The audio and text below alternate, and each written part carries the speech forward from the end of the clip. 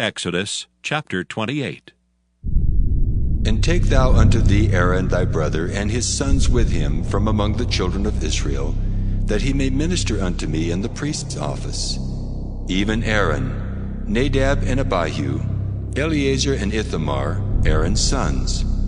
And thou shalt make holy garments for Aaron thy brother, for glory and for beauty.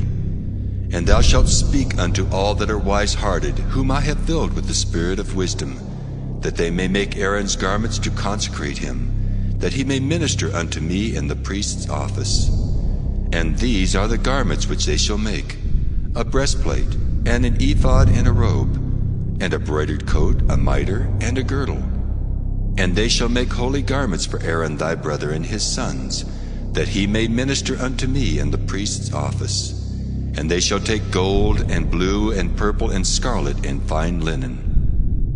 And they shall make the ephod of gold, of blue, and of purple, of scarlet, and fine twined linen, with cunning work. It shall have the two shoulder pieces thereof joined at the two edges thereof, and so it shall be joined together. And the curious girdle of the ephod, which is upon it, shall be of the same, according to the work thereof, even of gold, of blue, and purple, and scarlet, and fine twined linen.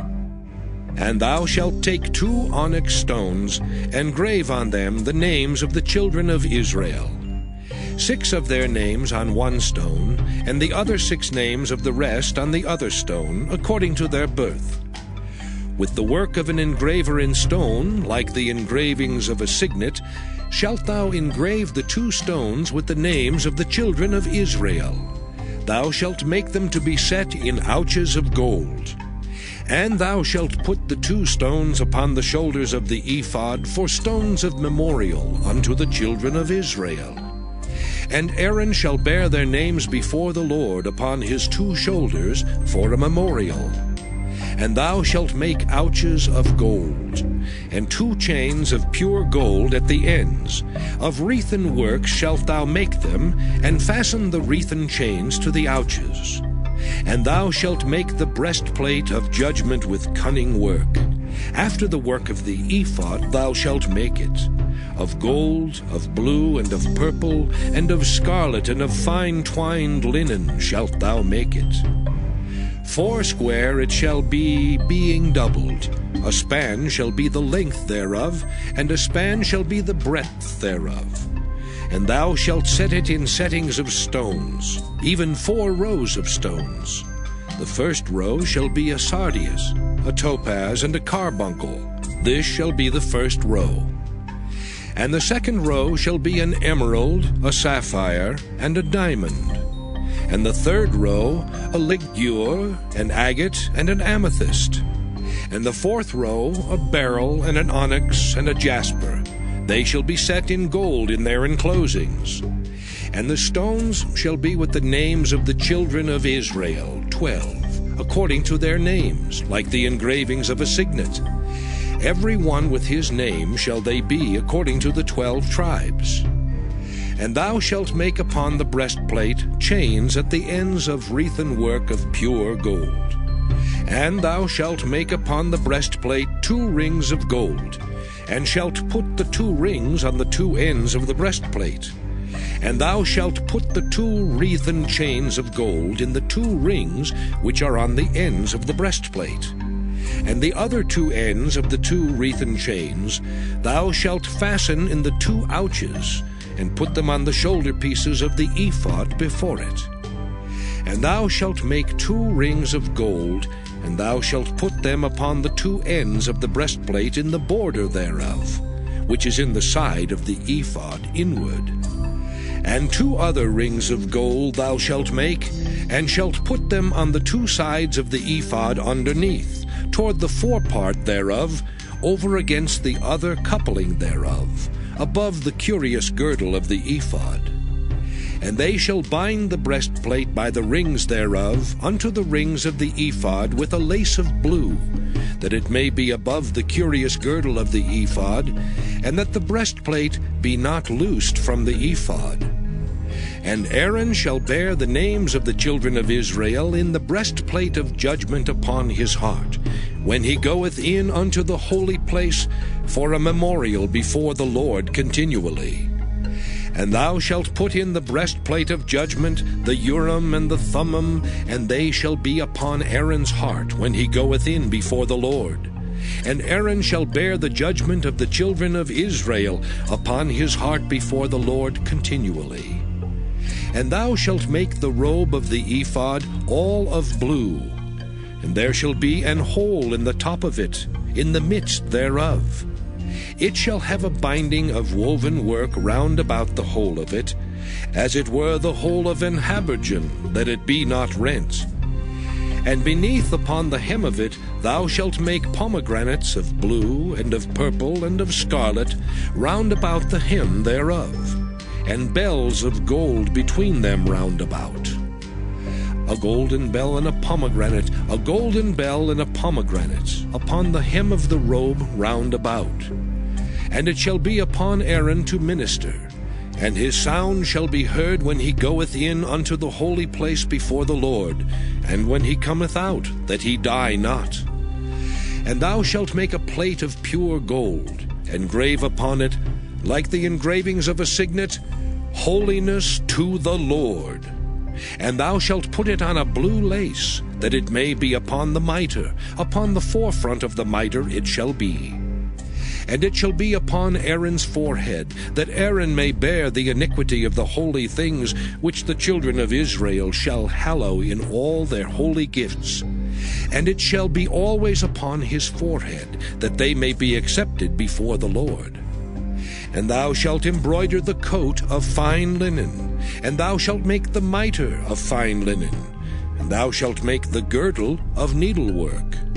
And for Aaron's sons thou shalt make coats, and thou shalt make for them girdles, and bonnets shalt thou make for them, for glory and for beauty. And thou shalt put them upon Aaron thy brother, and his sons with him, and shalt anoint them, and consecrate them, and sanctify them, that they may minister unto me in the priest's office.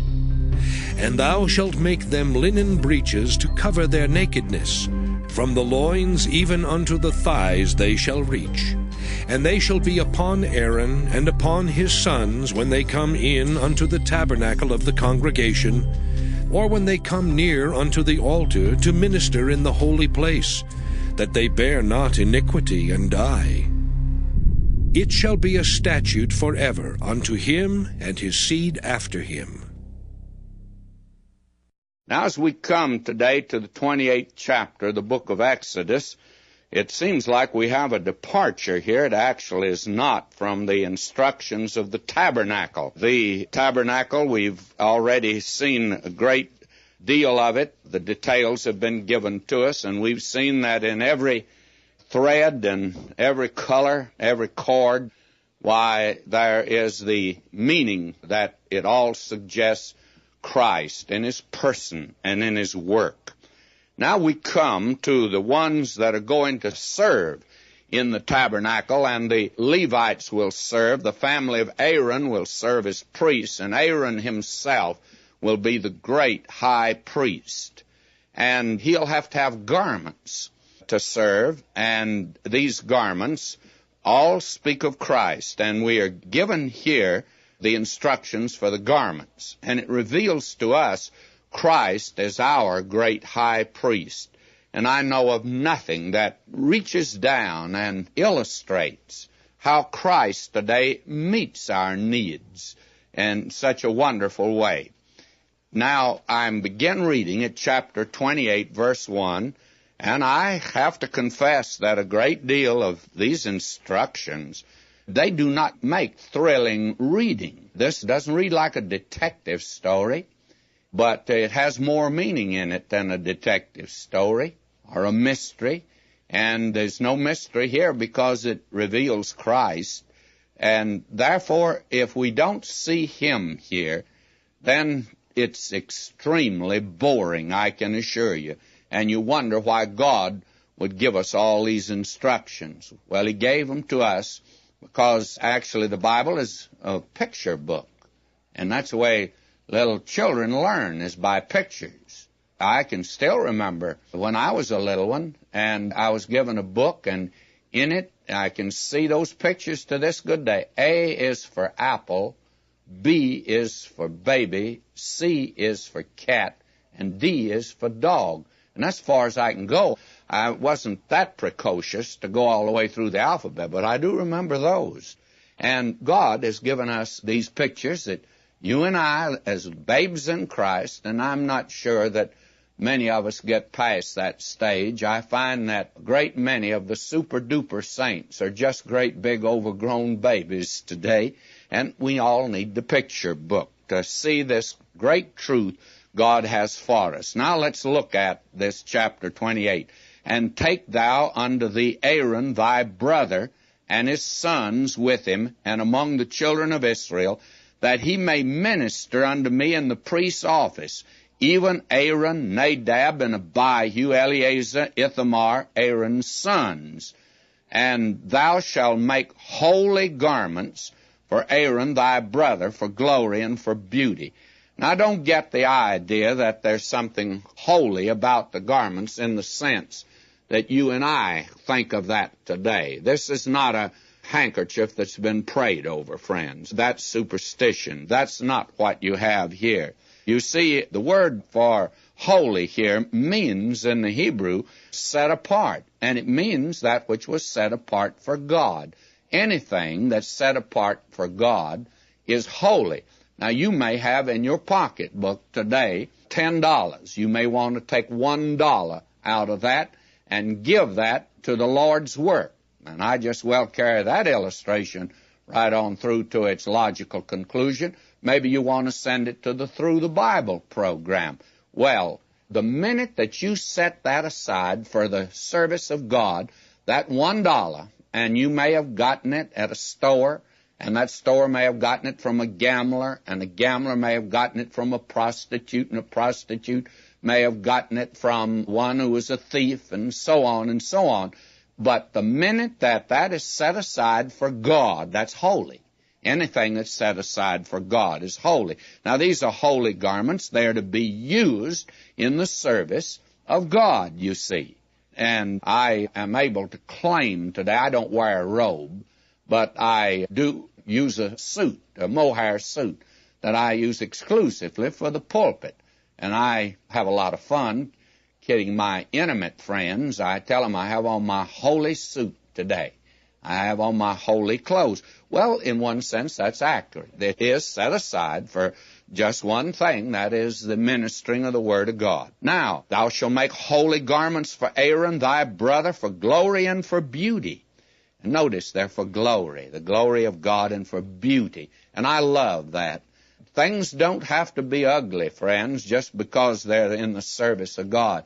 I personally resent today that the world and the flesh and the devil has to get everything that's beautiful, even a beautiful woman, beautiful colors, beautiful buildings. Why can't God get the beauty? He's the one who made beauty. And if you don't think he splashes color around, watch a sunset. Or look at the leaves in the fall. Or go out and look at the heavens during a storm even. Oh, God majors in colors and beauty. And there is a beauty. And so they are for glory and for beauty. And thou shalt speak unto all that are wise-hearted, whom I fill with the spirit of wisdom, that they may make Aaron's garments to consecrate him, that he may minister unto me in the priest's office. Now, Aaron is to be set aside for the ministry of the great high priest, and these are his garments. And these are the garments which they shall make. Now, this is verse 4. First, a breastplate. Second, an ephod. And third, and a robe. And fourth, an embroidered coat. And 5, a mitre, and a girdle. 6, and they shall make holy garments for Aaron thy brother and his sons, that he may minister unto me in the priest's office.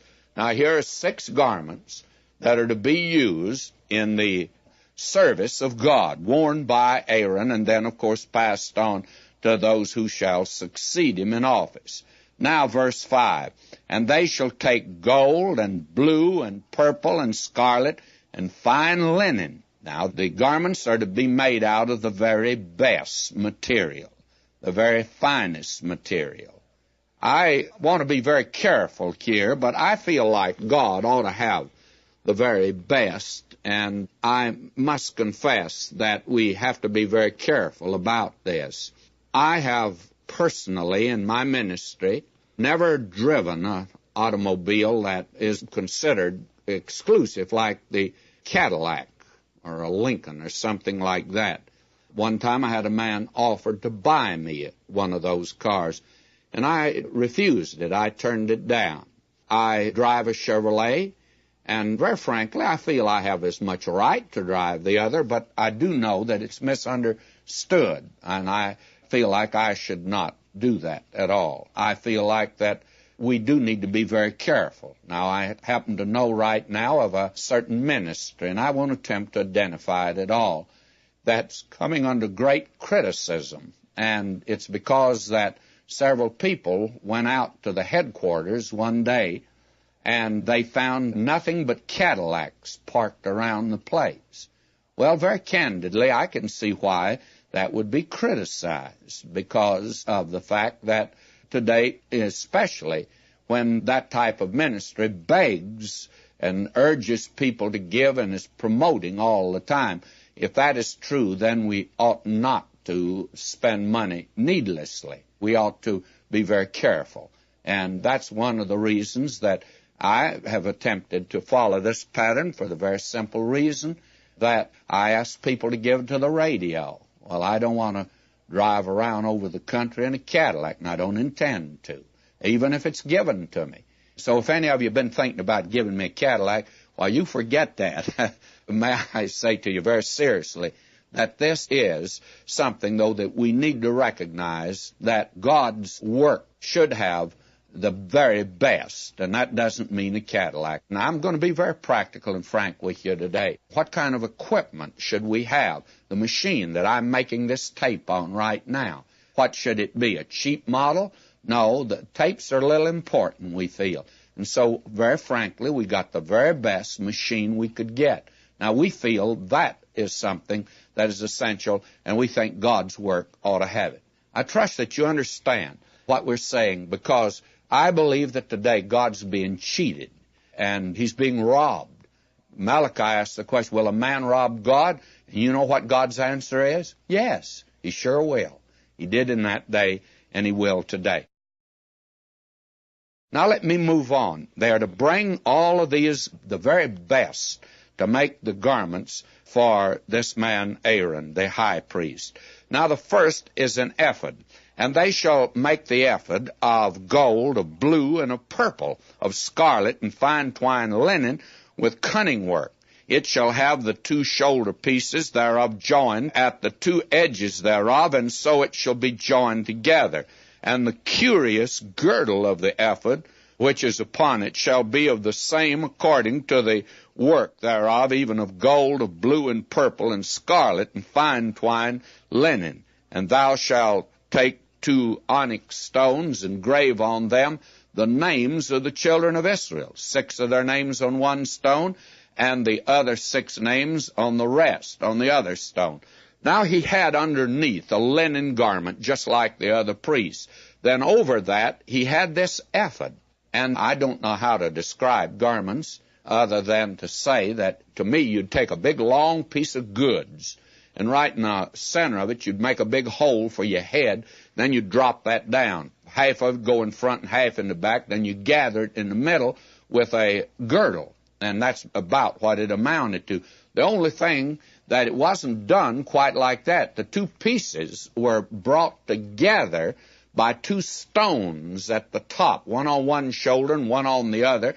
And 6 of the names of the children of Israel were on one onyx stone, 6 on the other. In other words, when the high priest went into the presence of God, he carried the children of Israel on his shoulders. And that speaks of the strength of the high priest. That speaks of power. And we have a high priest today, we're told, that he is able to save to the uttermost, because he ever liveth to make intercession for them. He is able to save, you see. He has the strength and the power. And you remember the parable that he gave about the little sheep that got lost, and the shepherd went out and found him, and what did he do? He put him on his shoulder. And that's where he carries me today. And that's where he carries you, friends, because I get, off on the sidelines from time to time, and he's there to put us right back on his shoulder and to carry us. What a lovely picture this is, the ephod, and I can't go into other detail. It's here. Then over that was a breastplate, and the best way I have of describing that is it was sort of a vest that went over, but a very beautiful one. And notice this, verse 15, and thou shalt make the breastplate of judgment. Now that breastplate of judgment is interesting. Why is it a breastplate of judgment? Well, friends, sin has been judged, and we need the breastplate of righteousness today as believers.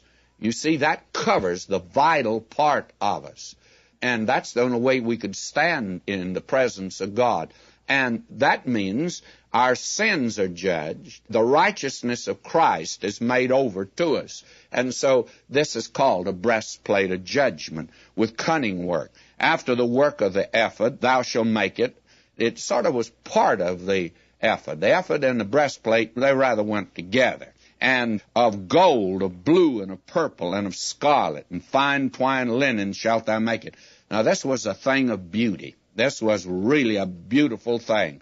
4 square it shall be, being doubled. A span shall be the length thereof, and a span shall be the breadth thereof.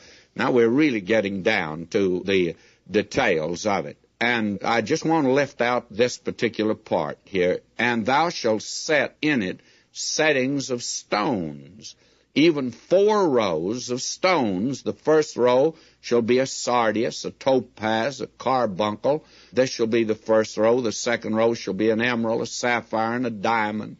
And the third row, a lazur, an agate, and amethyst. And the fourth row, a beryl, and onyx, and jasper. They shall be set in gold in their enclosings. Now, friends, this was the thing of beauty. On the breast of the great high priest, there were these stones, and 12 of them now, and there were 3, and there were 4 rows of them, 12 stones. And on each stone, we're told, the stone shall be with the names of the children of Israel, 12 according to their names, like the engravings of a signet. Now, it was a thing of beauty. We'll take up these stones. We find them again, by the way, in the book of Revelation. The foundation of the New Jerusalem are these same stones. And it's quite interesting to see that. Each one a different color. What a flashing, beautiful display this was. I think that God's universe is filled with color. We don't see it today because sin has marred it. These men, when they made the trip to the moon, everything else was either light or dark, black and white. There was no color except on this little earth. We're the only place that has any color, friends, because we can see the color that's here. But there's other color, and I'm of the opinion God's universe, when sin is removed, will flash with color. What a thing of beauty it will be. Now, these 12 stones are quite interesting. You see that when he put this on and went in before the people, it represents the Lord Jesus, who's in God's right hand for us. Now, he not only carries us on his shoulder, the place of power and the place of ability, but he carries us on his breast, the place where his heart is. Love, you see. He loves us. What a picture this is. And we're engraved on his heart. We sometimes take that in the book of Revelation about he'll give to us a name, a stone with a name on it. Well, we have a notion that we're going to get a new name up there. Well, I think so, but that's not it. The new name is his name. He's going to mean something different to each one of us. You see, He means something different to me than he does to you. He's met my need in a certain way. He'll meet your need in a certain way. And there's a lot of instructions here, and I'm not going to read it because by the time I got through, everybody would be tuned out, and I wouldn't blame them because it just goes into minute details. Why? Why, the Spirit of God, friends, is putting an emphasis on what he thinks is important. Now we come to verse 30, and thou shalt put in the breastplate of judgment the Urim and the Thummim, and they shall be upon Aaron's heart when he goeth in before the Lord, and Aaron shall bear the judgment of the children of Israel upon his heart before the Lord continually. Now, I don't want you to tell this to anybody. I'm just telling this to you, and I would like to keep it a secret from everybody else. I do not know what the Urim and Thummim is. And I have read, I suppose, 25 different authors that have written about this, and I have news for you. They don't know either. The very interesting thing is it had something to do with determining the will of God. Just how, I don't know. Actually, there's some who thought they were dice. I don't think so. But I do think it was something that determined the will of God. The reason that it is obscure to us today, because, as you well know, that if it was clearer, we'd have some, and I ought not to say it, but I'm going to say it anyway, some nut would come up with a Urim and Thummim, and he'd be able to tell you all the answers. We got a lot of them can tell you the answers without having this, so I know that this, well, we don't know what it is, and I want to leave it just right there. Now we have the instructions given for the robe of the ephod. And here is something that is quite wonderful. Verse 33, beneath upon the hem, if thou shalt make pomegranates of blue and purple and of scarlet round about the hem thereof, and bells of gold between them round about, a golden bell and a pomegranate, a golden bell and a pomegranate upon the hem of the robe round about. The first sermon I ever preached in California as a pastor, I spoke on golden bells and pomegranates. And I told the folk I didn't know what a pomegranate was, and they grow them here in Southern California. When I made that statement, by 9 o'clock that evening, I had at least 20 bushels of pomegranates on my back porch. I know what they are now. The pomegranate speaks of fruit, and the bell speaks of witness. And we ought to have both in our lives. There ought to be a witness, and there ought to be fruit in our lives. And friends, you ought not to give out tracts unless you're making the right kind of tracts in this world. There are too many people today that want to witness that don't have a life to back it up. And there are also too few today who have a life but are not witnessing. We ought to have a bell and a pomegranate, bell and a pomegranate. I wish I could talk more about that, but I cannot. Then you have the holy crown. And this is what he wore, the high priest. Verse 36, thou shalt make a plate of pure gold, engrave upon it like the engravings of a signet, holiness to the Lord. And that's the mitre that Aaron wore. And that, of course, speaks of the fact that here is a man set aside for God. We ought to have the helmet today of salvation. That plume should be out on the helmet of salvation. That is our testimony. And then his ordinary garments are given here. We are told, thou shalt embroider the coat of fine linen, thou shalt make the mitre fine linen, and so on. And then he goes on to say, thou shalt put them on Aaron, and thou shalt make them linen breeches to cover their nakedness. From the loins even unto the thighs they shall reach. God wanted no display of the flesh, no nudity around the service of God. And by the way, we ought to keep that in mind today. But here it represents any work of the flesh. And Aaron and those that were associated with him all dressed alike, except Aaron on special occasions.